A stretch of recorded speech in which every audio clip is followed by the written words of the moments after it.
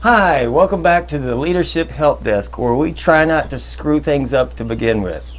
I got a topic for you today that I think everybody can benefit from. It's called How to Not Get Into Trouble, or How Not to Get Into More Trouble. The problem with us as humans is, number one, we're not that smart.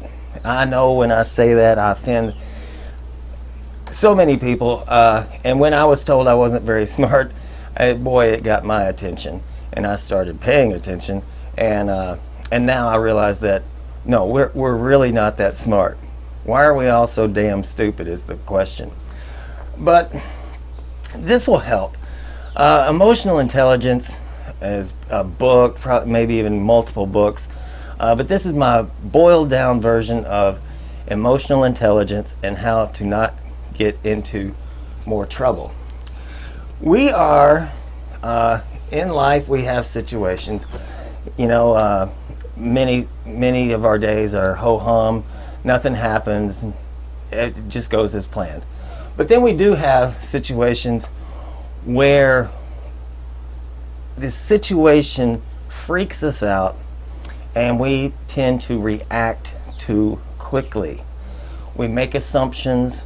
It's fight or flight or fight, yeah. But we have encounters. People toss change on us, like at the workplace. They change the rules, the policies, and we freak out and we go, oh my goodness me, it's all going to fall apart now. And we might even be threatened with hearing change, or we might be accused of something. And then we go, I'm going to fight this. And what we need to do is just settle down. If you've been accused, just wait and see what happened. If there is a misunderstanding. Also, we run into situations where we're not in trouble, but other people are in trouble, or they're freaking out. And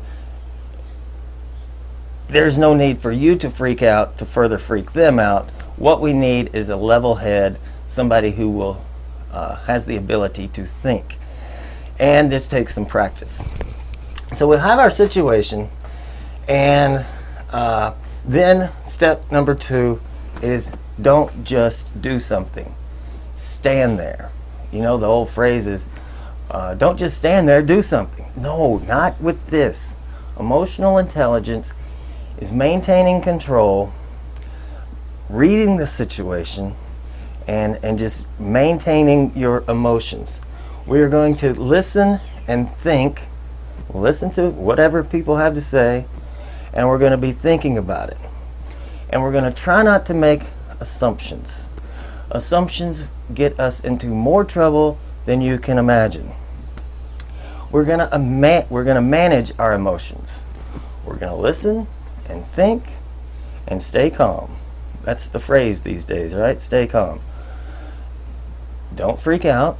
Don't let the blood pressure go up. Maintain calmness. And number 5, let the hard drive spin.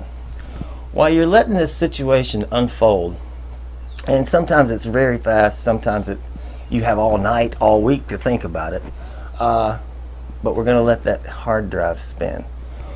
What's going on here? What's the motivation? Why are they doing this? Maybe there's a reason. I don't know what the reason is, but I'm going to sit here and I'm going to think about it. I'm going to think about it from as many angles as I can. I'm going to think about it from their side. If it's the friend or the coworker, I'm going to think about it from the situation side and their side, and try to make a rational decision on what's going on and what the reaction should be. And after we've done this, here again, it might be minutes, seconds, it might be days. Then we'll have an opinion, a better educated guess on what's going on. We're going to think like a detective. Why are they coming from this angle? And, why did they say that? Each word. And we're going to pick a safe option. Now, going back to assumptions, one of my favorite examples is, and it's typical, you have a girlfriend, a boyfriend, a spouse, And they always get home from work or school at, say, 6 o'clock at the latest. And you could imagine, there's a girl sitting in somewhere right now waiting on her boyfriend to come home.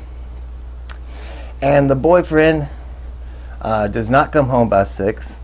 And at 6:15, she makes a phone call. And he doesn't answer the phone.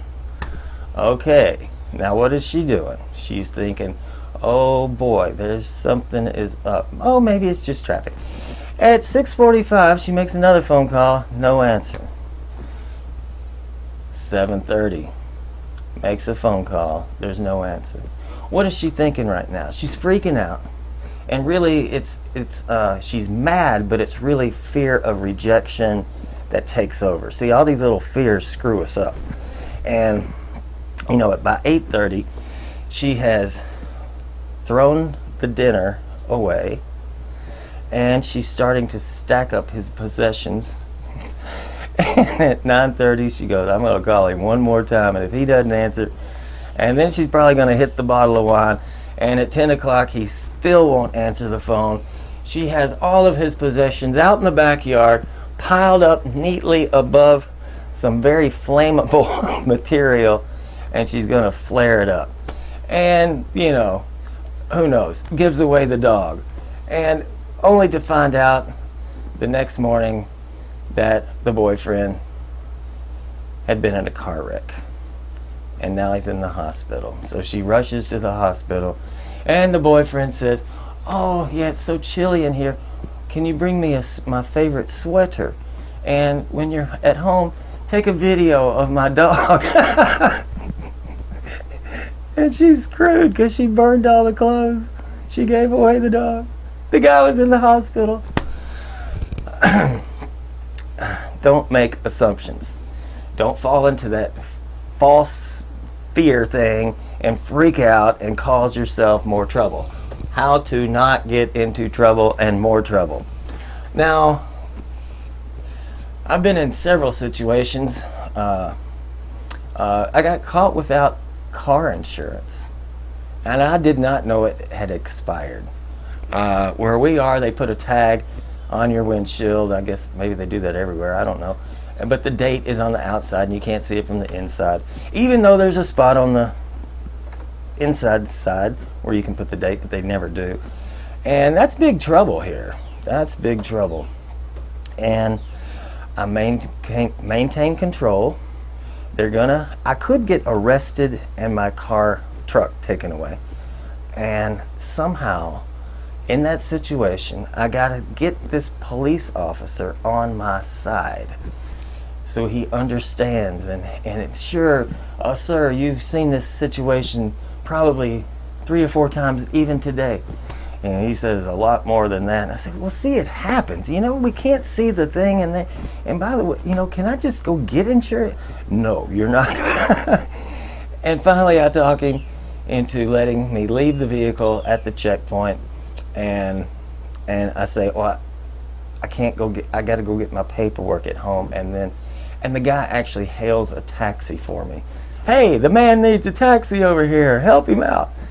I've been caught up in customs where they just write. I've been accused of breaking a collarbone of a cop, and we didn't even have a car accident. He claimed that we had a car accident. I didn't have it. But what do? You think about things from all angles. You don't freak out. You just let them keep writing. They love to write in those situations here.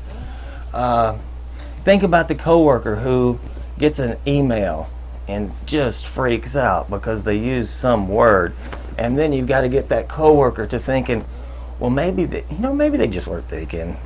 Maybe you're reading this wrong, or there's a change in policy, and the coworkers are freaking out. You're the solid one because you know emotional intelligence. You know to let that hard drive spin. Sit there. Don't get into trouble. I've seen coworkers sign petitions and get called in. And one is going, do I sign the petition? No, you don't sign the petition. Let the other ones hang themselves if that's what they want to do. It's also a secret to moving up in a company, because if you can sit there, let your hard drive spin, don't do anything until you've got some options, you've stayed calm, and let everybody, all the lemmings run over the cliffside, and then you'll have space to move up. Because just, what happens. You know what happens. And now that you are thinking about this, give it a couple of weeks. It'll happen. Somebody's going to freak out. They're going to be in a situation, most people freak out, and it wasn't needed. It wasn't needed. Maybe it was just a misunderstanding. Maybe the email was supposed to go to somebody else. Maybe the person was in a car wreck. Some situation I've been in, and I'm going, is the person this oblivious? And is this person this lost? Or do they have dementia? That happened when I was a kid. The guy had, everybody was in an uproar over this situation. Turned out the guy had Alzheimer's, and he couldn't remember. So we take things personally. Sometimes we should. But things are better, and we stay out of trouble or more trouble if we can sit there and do nothing. You might have a situation and then somebody's going, do something. No, I'm going to sit here and I'm going to think about it. But you never do anything. You never react. Well, I'm the smart one. I haven't burned any clothes, and I haven't given away any dogs. And I don't judge people as much. So I hope you enjoyed this lesson where we make more moments of magic because we have emotional intelligence and we're in control over our emotions, and we think. If you like this, please share it. How not to get into trouble. There are millions of people that need to hear this message, so share it. How many people are in jail because they just couldn't not do something? Don't freak out. So, clickety-click the like if you liked it. Share and subscribe and help the channel grow. I hope this was meaningful. Thank you and enjoy your day.